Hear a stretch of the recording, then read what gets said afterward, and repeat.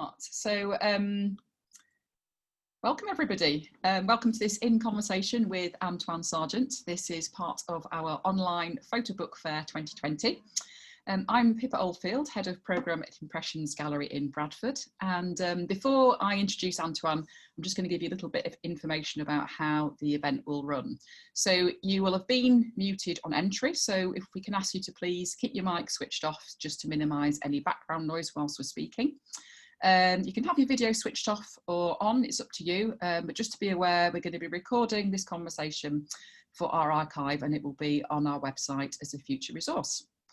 This is a 40-minute session, so we're going to have about 25 to 30 minutes kind of conversation and discussion with Antwaun, and then there'll be 10 to 15 minutes at the end for you to ask questions. But you can post your question at any time during the talk, just use the chat function. If you have just joined us, this discussion is part of our the Photobook Fair's programme of discussions with international photographers, artists and publishers on the theme of photo activism. And as well as that, we've got a whole host of independent publisher stalls. We've got a self-published showcase of books chosen from an international open call, so there's stuff going on all day. And you can find out all the information on our website, which is www.impressions-gallery.com. And I think, Angela, you're going to put a link to that in the chat as well, so people can find that. So it gives me great pleasure to introduce our special guest, Antwaun Sargent. Antwaun is a writer and critic living and working in New York City, and he's beaming in from Brooklyn this morning for you. His writings appeared in the New York Times, the New Yorker, the New York Review of Books, W, Vogue, and many other publications.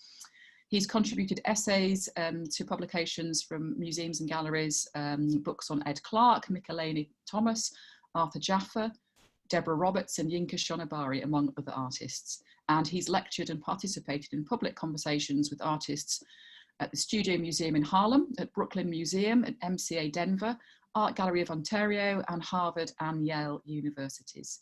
He's also co-organised a number of exhibitions, including The Way We Live Now for Aperture, Then and Now, Chase Hall and Cameron Welch at Jenkins Johnson Projects, and the travelling exhibition Young, Gifted and Black.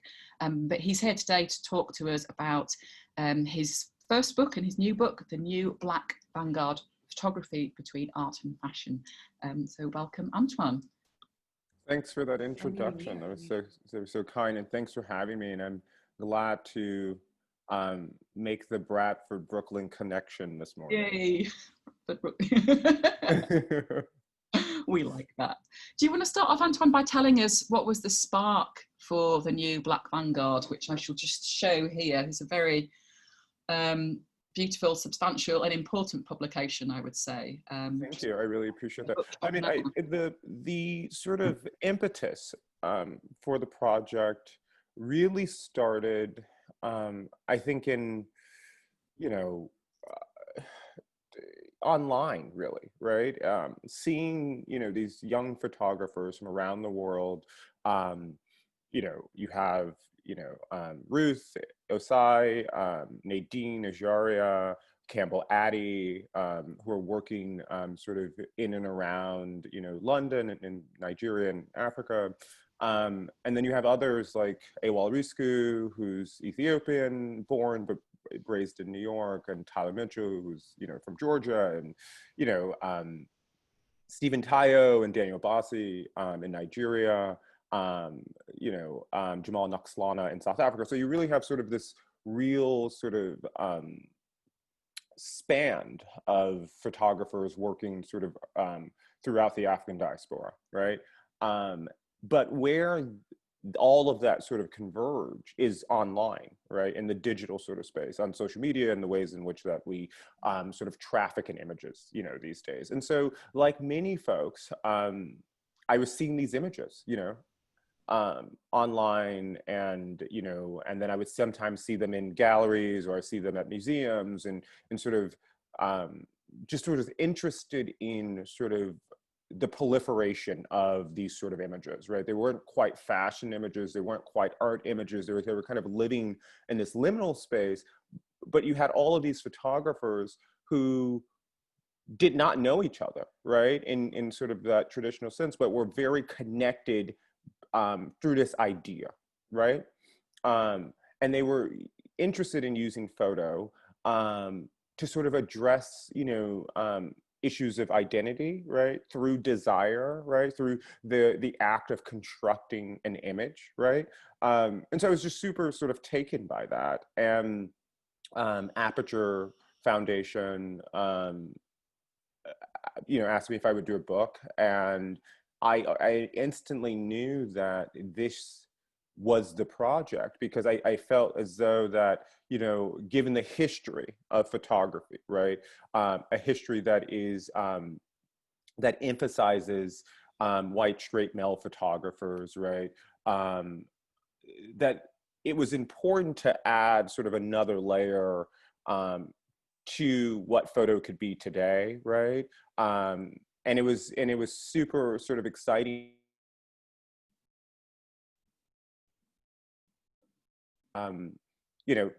50 years from now, when they've shot all this work, a lot of it has been overlooked or whatever, right? Like which is a sort of traditional thing that has happened in photo, right? You think about some of their predecessors, like Ming Smith, the list sort of goes on and on, right? And and so I wanted to have that moment at the beginning of the career to say, this is a start, and then we will see what happens next, sort of in this history, or in these careers of these image makers. Will they go on and continue to make images? Will they, some of them have already started making video, and so it was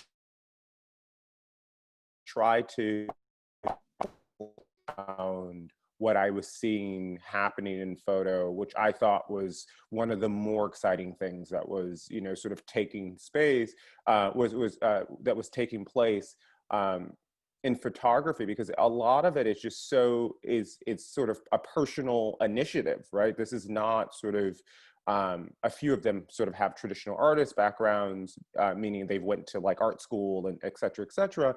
But many of them start taking photos on their iPhones and uploading to Tumblr, and and just really sort of trying to sort of find a way to publish their own images because they felt like they had something to say. And I wanted to sort of honor that with this publication.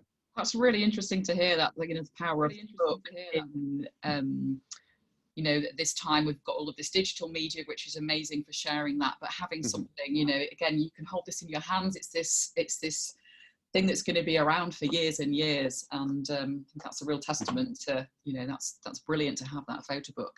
Angela, I wonder if could we share some images? We've got some images to show from the book whilst we carry on talking.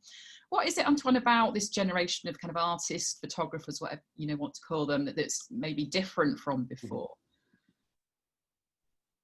I mean, I think that photo is a technology, right? And I think that as sort of the development of that technology has happened, there's just been more ways to get images in front of people, right? And there's been more sort of ways to think about the making of images, right? And so I think that, one of the differences is that there's a lot of new routes for us to sort of see and share and understand photo, right? Which has, a lot of these image makers grew up in an image culture, right? They grew up in, online sharing on Tumblr and Twitter and Instagram, and taking selfies of themselves and having a camera in their pocket, right? Which is a very different relationship than other generations have had to a camera and photo, right? And so I think you see that comfortableness, right, with negotiating the camera in each and every photo, right? When you talk to each and every photographer, and so I think that's one significant difference. I think the other significant thing here is that with the sort of proliferation of digital spaces that you can make your own, right? You have now a generation of image makers, young image makers, who didn't necessarily need the traditional routes, right? Of the magazine, of the museum, to sort of make their work known, right? And so with that, you have, I think that encouraged photographers to, these photographers to sort of develop their own styles, to experiment in the ways they want to experiment, to really sort of think about the gestures that they wanted to sort of construct is without, having, say a pesky photo editor say, move in this direction, or we need this, or this is not commercial enough, or whatever, right? And so you have a sort of space of experimentation, right? In a way I think that emboldened, some of their positions. I think one of the sort of interesting things about this book, there's 15 photographers from one, sort of portfolio to the next, you get a really different perspective, right? We just went from, a portrait to a still life photograph, right? To show you the breadth, right? And so to show you that, they're sort of interested in, these formal ways of looking, but they're interested in sort of bringing, in some ways the vernacular to those, to those expressions, right? And so I think that those two are those are two of the more significant ways that sort of allows this generation, I think, authority and license where past generations had to really fight to be in these spaces, right? I think that if you think about, there's been a bit more success in terms of the museum space with, Black photographers, right? But only until recently, do we get a sort of critical mass of Black image makers in the magazine space, right? I think that, I mean, I was really struck by, reading your fantastic essay in the book and reading about Tyler Mitchell, who was the first Black photographer to shoot the cover of American Vogue. And that was only in 2018, which just seems extraordinary. So how have Black photographers, and not just Black photographers, but models and other people in the fashion industry, how have they been historically excluded from kind of fashion photography? Are there what institutional barriers have they faced or are facing? Yeah. I mean, I think it's a question of sort of how have they been excluded? We've not seen them, right? We've not seen their, like they've just not been there, right? And so, and I think I think some of that is structural, right? I think that, like, although that, these artists that I highlight in the book are now, you see them all the time on the cover of magazines and, things like that. A lot of them don't have sort of the agencies to go along with that, right? And so, like, I think that, like, that is also, we need to, we're seeing sort of a heightened visibility of these image makers, but we're not also seeing the foundations that, other photographers have had to build those type of careers where they have lasting careers. And it's not just sort of, the flavor of the week, it's not just sort of like, this is, what's happening now. This is, what's in fashion now. And so I think that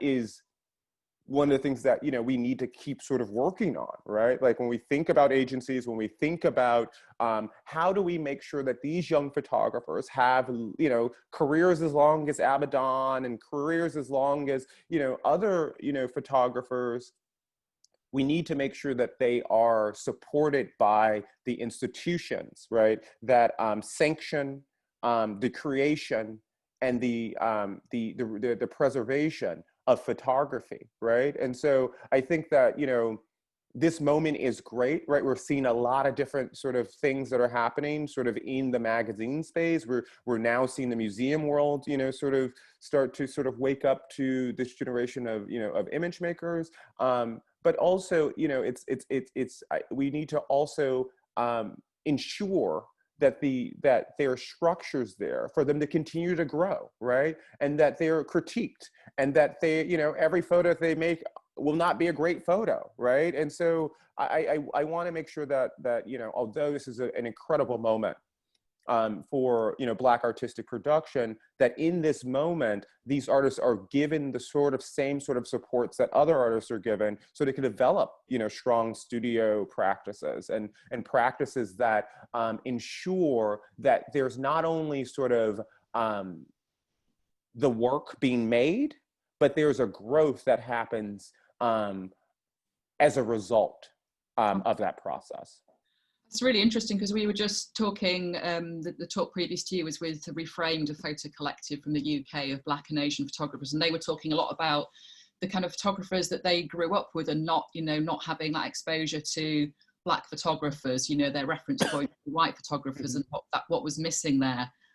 So that idea of, you know, creating this, I guess, a new conversation or a new cycle where photographers can grow is just so important.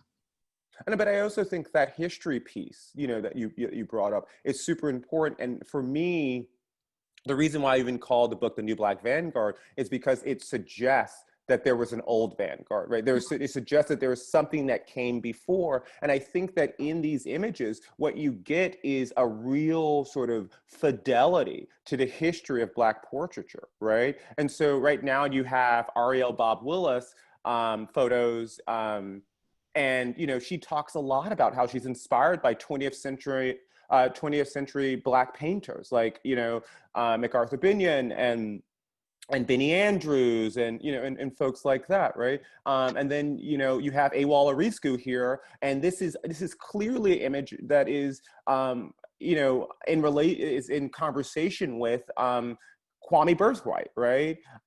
You have Nadine's work, you know, who's London-based photographer here, who's thinking about women, right? Who are thinking about the role of, you know, of women in photography, right? And how, you know, women's ideas of themselves and desire and sexiness and all of that before the camera were primarily shaped by men, right?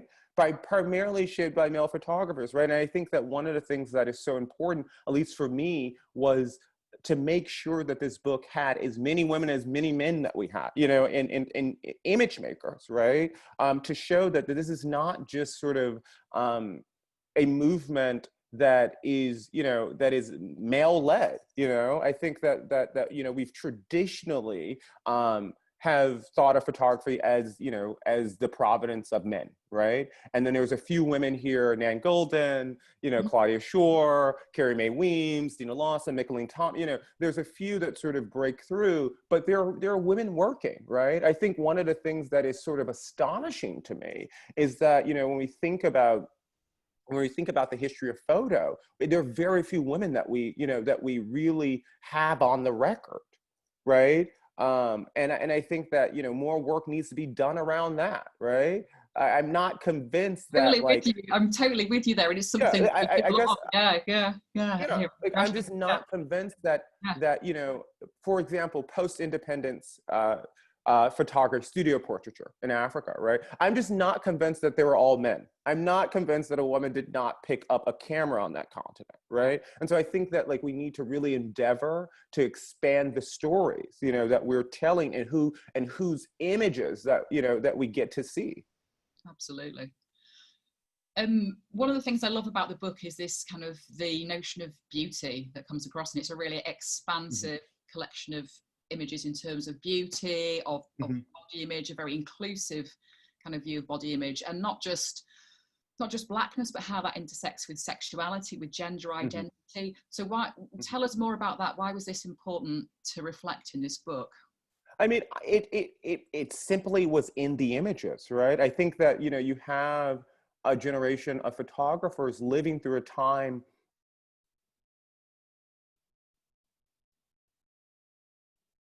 thought, right? And I think, you know, it shows up in the images because, for, you know, photos, if not anything else, they're a reflection of our time, right? And so they're a reflection of a time in which they're being taken. And so you get sort of these expansive notions of beauty, right? Of sexuality, of gender, you know, relationships, right? And you get that again across Black communities, right?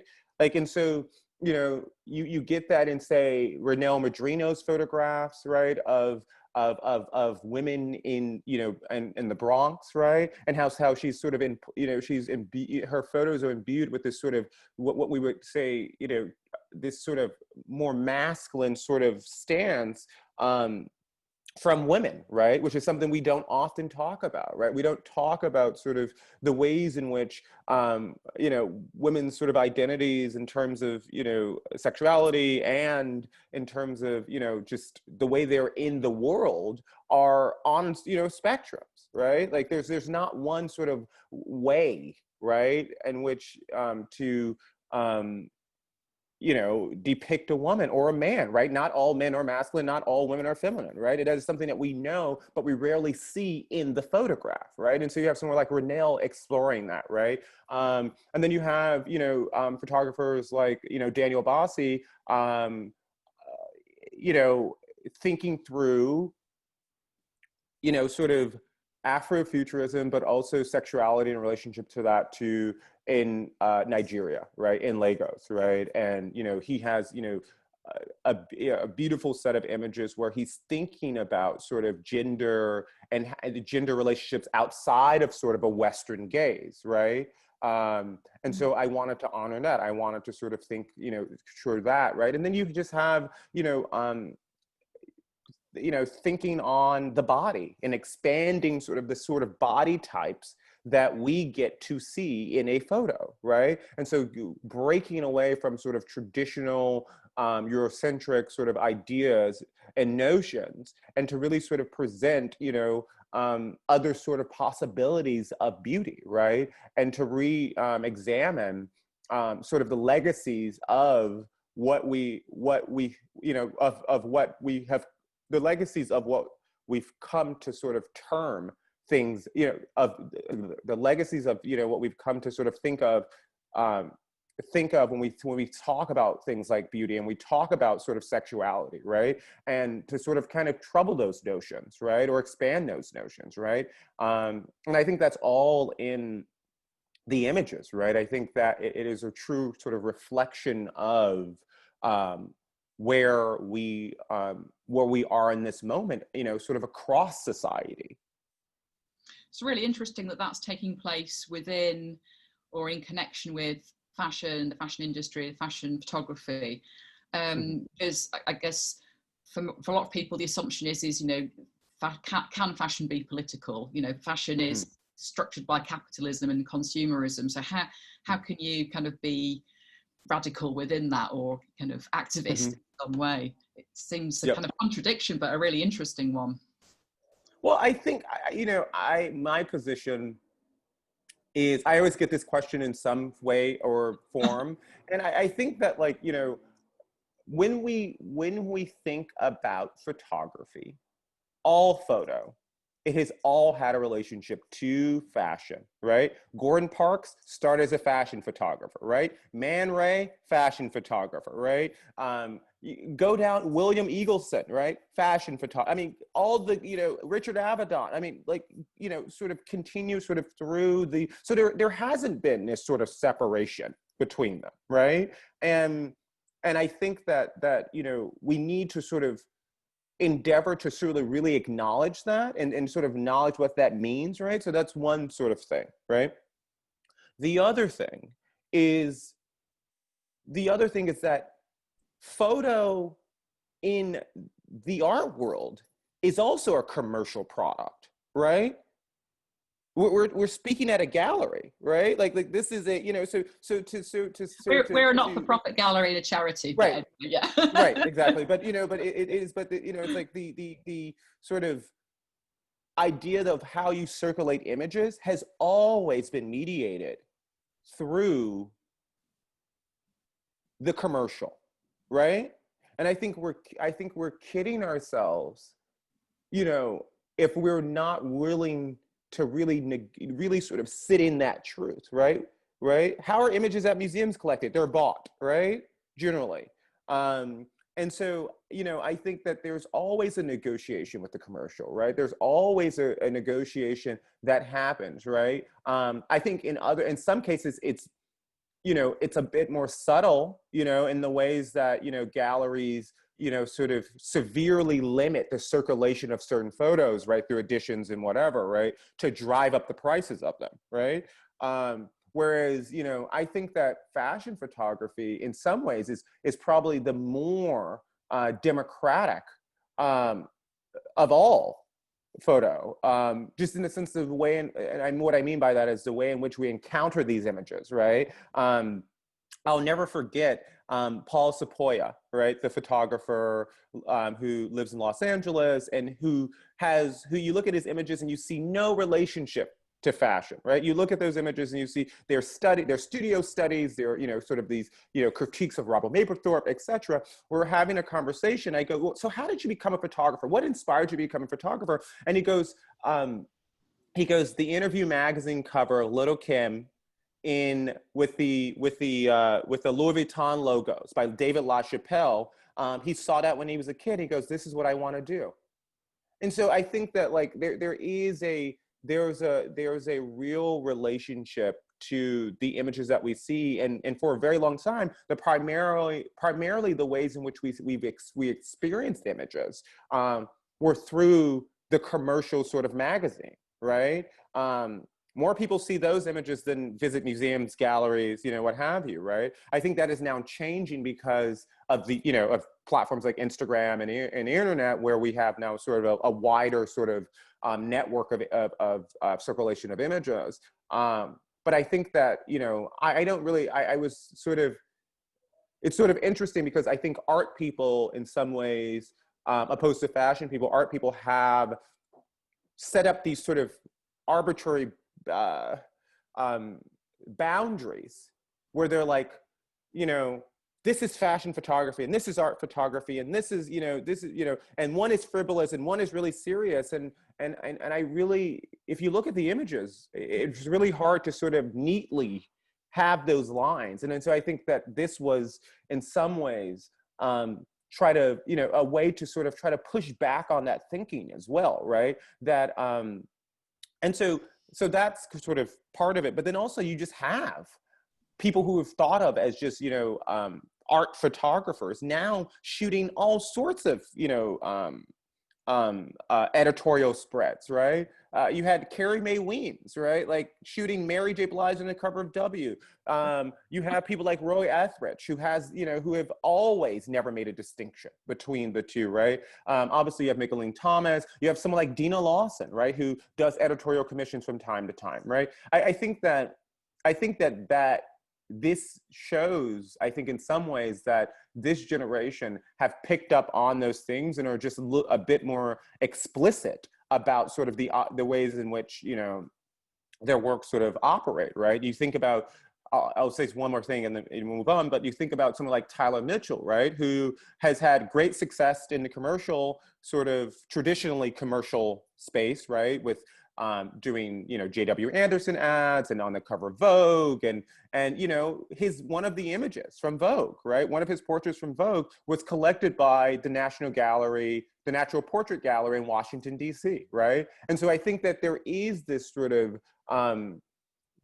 blurring that is happening, and I think it's great, because I think that it continues to allow photographers to define the medium for themselves and not have people like us sort of say, these are the rules and these are the lines and these, you know, and really sort of for us to follow their lead in this. And I really do. And for me, if anything, the book is really sort of just a reflection of the worlds that these photographers live in as best as I could. Absolutely agree. Sorry, that was a kind of a provocation rather than I do. But yeah. Absolutely. No. You know, fashion is political, can be political, and that's, you know, it's politics is in everything, isn't it? That surrounds us and that we do. I think that's why I always try to sort of make the distinction between photographer. I always say image maker as well, because everything that we're seeing is totally constructed, right? Everything that you are, you know, sort of experiencing is the desire of, you know, that image maker and that subject and the collaboration that happens between the two of them, right? And I think that is an important thing to keep in mind when we're thinking about photo, when we're thinking about the images that we're seeing, right? When we're thinking about the ways in which these images sort of operate through you know, the different spaces in which we encounter them, say on a billboard, on Instagram, and, you know, a magazine, or in a museum. I've just got a question coming in from our audience now, Antwaun, if I can share this with you. So this is from Nathan. I love the way you articulate yourself and your work, Antwaun. I'd love to know a bit more about your personal route into photography. So that's one, and he's got another question. So first of all, maybe that would be really interesting to know is, so how did you come to get involved in photography? You're a curator and a writer.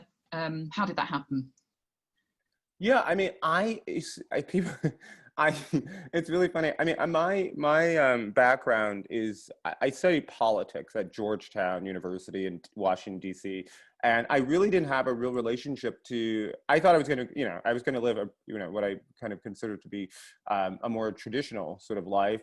I was going to be a lawyer, and I wanted to do sort of constitutional civil rights law. And so I graduated and I moved to New York, and I started teaching. I did Teach for America, which is a program here that puts young sort of people. And so I taught kindergarten actually for 4 years, and in sort of teaching kindergarten, I kind of was like bored out of my mind, because it was just like sort of, it's like, like it was a lovely time, like in terms of like being in a neighborhood that was under a Black and brown neighborhood, East New York, that, was under-resourced, and really sort of being able to teach kids how to read, and really sort of, that was sort of great. But it was also like, the work was over at 4, and then I was like a 21-year-old, and I'm like, what else could I do? And so I met a friend in New York, Jaja Fay, who was at the time the digital director of the Guggenheim. And she just started bringing me to, all of these sort of art, parties and exhibitions and all of these, places. And I just sort of, in some ways just fell in love with, artists and the way they were thinking. And I just felt like they were thinking in many more radical ways than sort of the politicians I've been around, and the sort of, policy sort of conversations. And I just thought that creativity was important. And I was particularly sort of interested in, at the time, this is 10 years ago, Black artistic production, because at that moment, right, it was a very different moment than we are in now, right? And the places that I was reading was just not covering these artists. And so I decided to start writing about them. And so I would go to their studios, and I would go to their shows, and I would just sort of write. And so that happened for many years. And then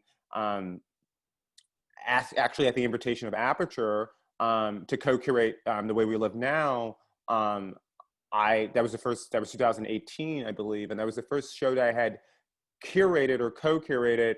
And then from then, it's just been sort of like a bunch of sort of exhibitions and book projects and, writing projects. But it really wasn't so much about photo as it was about sort of,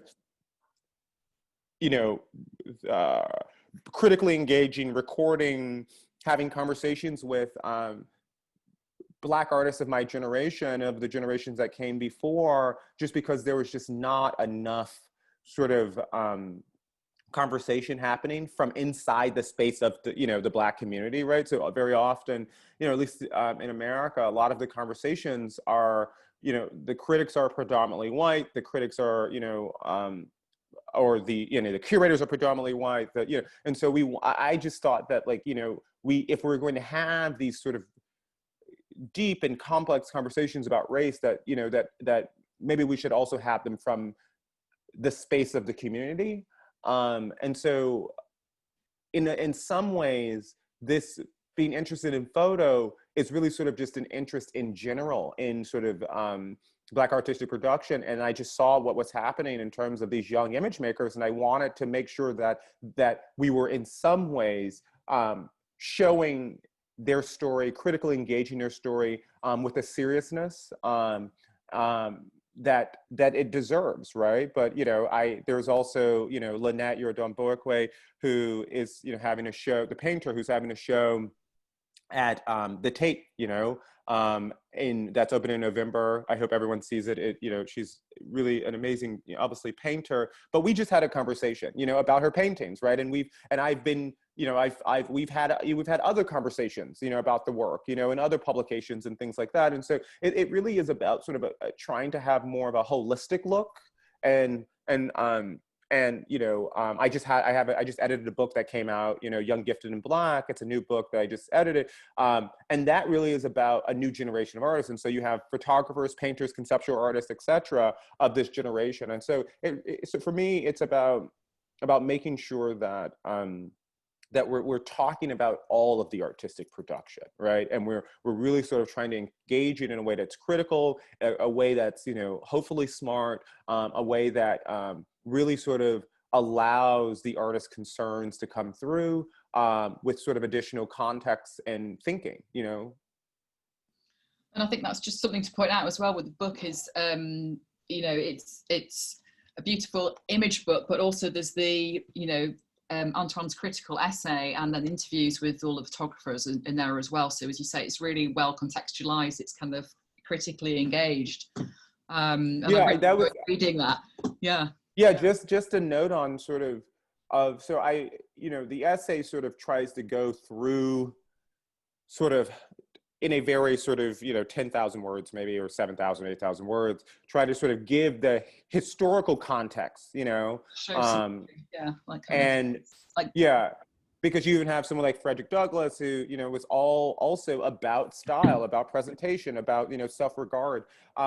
But then in the back of the book, which was really great, was I have sort of these great conversations, Micheline Thomas and Quill Lemons. You have, you know, some of the photographers in conversation with each other. I've done some interviews. Other people have done interviews. Deborah Thomas, who's a great, you know, obviously thinker in the photo space, who did Picturing Us, you know, phenomenal sort of seminal book. Her and Tyler Mitchell in conversation, because I wanted to make sure that there was sort of these intergenerational dialogues around photo that we don't often get to sort of see or happen in photography, right? And I think that, like, for me, the context is so incredibly important, just because for so long there's just been sort of a real disregard for you know, Black portraiture and photography. And so having the opportunity to sort of to sort of, in my own sort of small way, right that ship was just really sort of you know, an absolute honor and really a privilege to sort of talk to, you know, all of these different, you know, image makers. And hopefully from this, you know, project, there are other projects can happen where we can do that sort of work.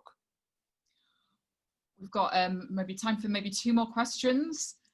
So we've got one from Jagdeep, who's saying, thank you for such a wonderful conversation. What are some current writing and art curatorial projects that you're working on that you can share? I think. Yes. Okay, yeah. What are some current writing and, okay, so let's see. What can I share? I'm working on a lot of stuff, none of which has been announced, but I'm doing an exhibition.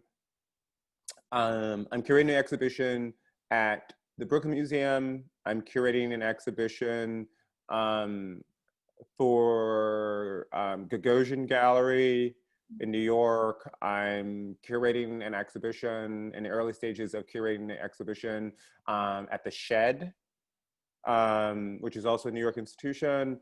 And then what am I writing right now? I just finished actually a series of things.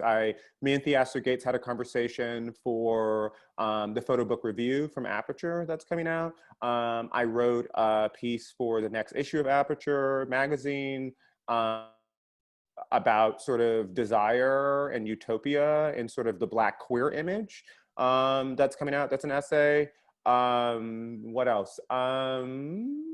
Essence magazine, which is Montreal-based fashion magazine. I wrote a letter to the future. I also did a wonderful interview with the painter Chase Hall that's in that issue. What else? Then there's some catalog. Lockdown hasn't stopped you being busy, basically. Yeah, exactly. Yeah, there's some catalogs. Nick Cave writing an essay for his catalog. Antwaun Sargent did a piece for his catalog. Maleko Magozi, we had a conversation about democratic institutions for a new book that's just coming out. It goes on and on. Oh, I have a show. I have a photo show up right now called Just Pictures. And it expands in some ways on this concept, on some of the themes in New Black Vanguard. That shows at Project Plus Gallery. It's on through November 21st, I believe. Project Plus Gallery is in St. Louis. And that's a wonderful exhibition. It's a gallery exhibition. And it includes some of the image makers in the New Black Vanguard, but it also includes others. And so that show, is really sort of great. I'll just type it here in the chat. Thank you. I think we might have to wrap up because we've got another talk happening. I don't want to, but I think maybe just squeeze in this one last question if we can, because this is a question that lots of photographers ask, is about the how did you do the editing and the sequencing process for the book, and working with all of those different photographers, and how on earth do you go about doing something like that? I have to defer that to, it was my first book, right? So I had written obviously for 10 years, right? So I understood the sort of what I wanted to do in terms of the text, and I understood sort of the way that I wanted to sort of use text in the book.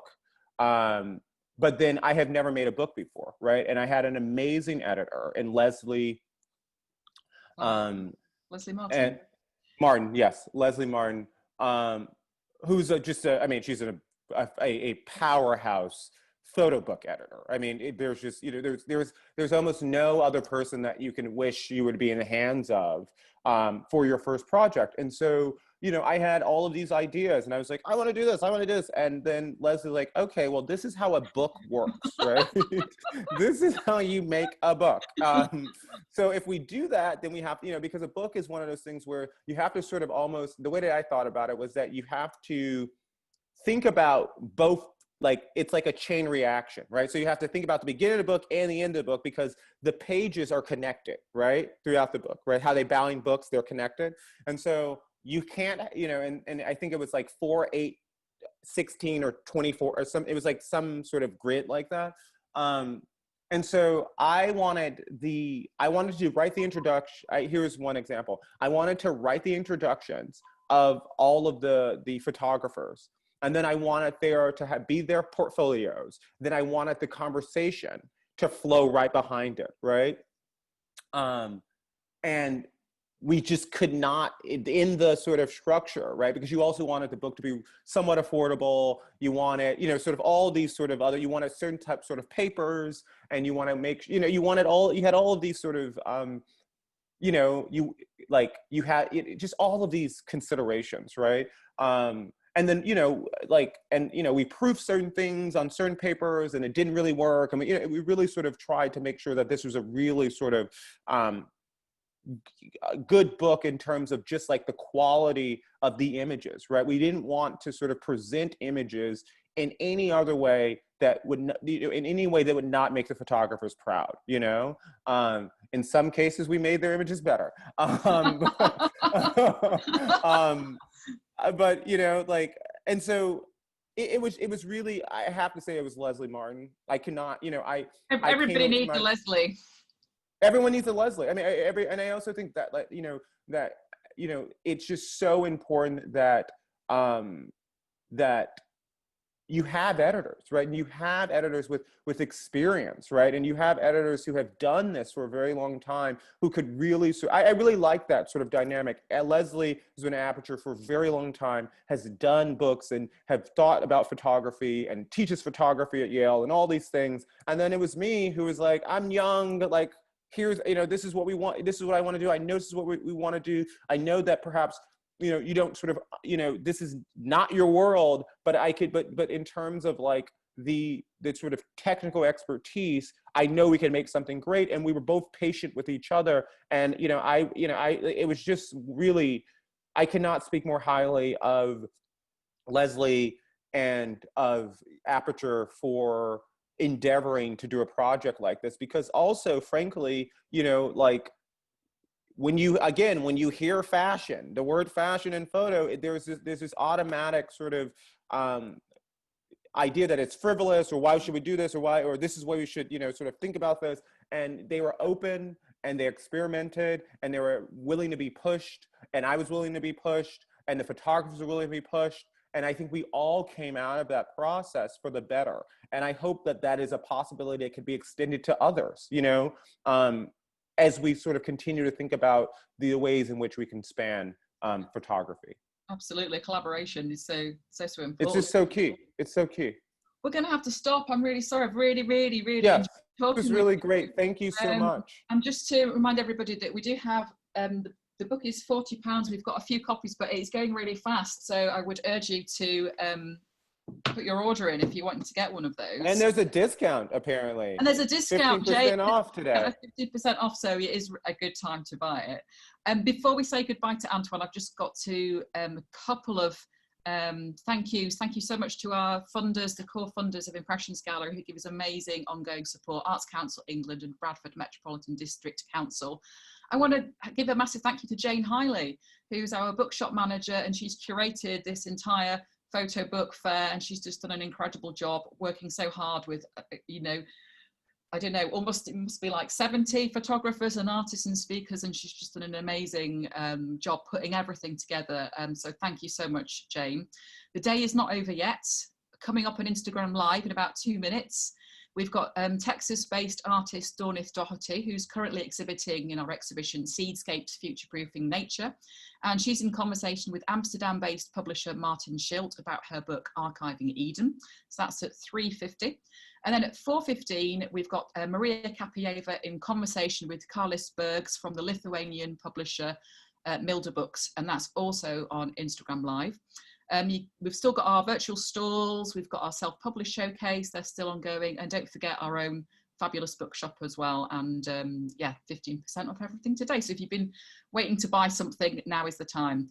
Lastly, I would like to ask a favour. Please take our 5-minute survey to help us find out what you are enjoying about our digital content, what you want to see more of, what we can do. We always want to improve what we do, and we don't know unless you tell us. So I think Angela's going to put a link in the chat to that. But finally, thank you so much, Antwaun. It's been such a privilege. Thank you so much for joining us. Thank you guys for having me, and good luck with the rest of the book fair. Thank you, and we'll see you. Bye. Bye, everybody. Right, Thank see you you soon. for the audience. Bye. Bye.